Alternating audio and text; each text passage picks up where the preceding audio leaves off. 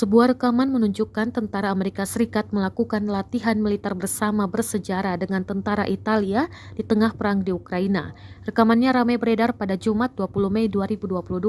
Dilansir The Sun, Brigade Kavaleri Udara 1 dari Fort Hood, Texas bergabung dengan Brigade Penerjun Payung, Brigata Paracutisti Italia dalam menyelesaikan misi pelatihan serangan udara terbesar dalam sejarah Brigade Parasut.